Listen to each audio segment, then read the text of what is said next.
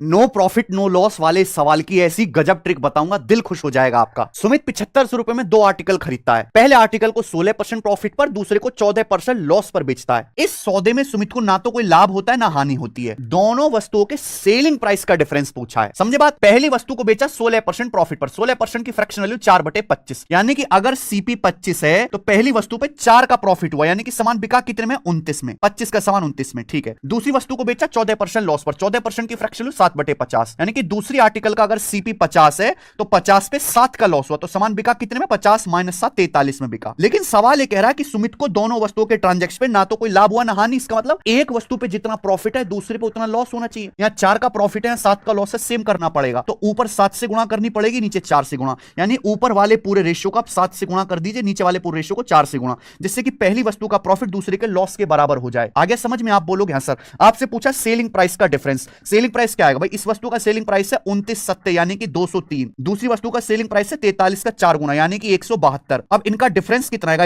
इनका डिफरेंस आएगा 31, यानी कि सेलिंग प्राइस का डिफरेंस 31 का मल्टीपल आएगा। 31 का मल्टीपल एक ही ऑप्शन है डी, सॉल्व हो गया। पूरा सॉल्व करना है तो सीपी कितना है पहले आर्टिकल का? 7 की 25 में गुणा 175। दूसरे का सीपी कितना है? 4 की 50 में गुणा 200, यानी कि दोनों आर्टिकल का टोटल सीपी कितना है? 375। जबकि सवाल के अनुसार दोनों आर्टिकल का टोटल सीपी है कितना भाई? 7500 रुपीज। कितना मेरे प्यारे भाई? ये आपका आ जाएगा 20 गुना। तो यहां 31 की वैल्यू भी 20 गुना आएगी, 620 रुपए। ये है बेस्ट सॉल्यूशन इस सवाल का।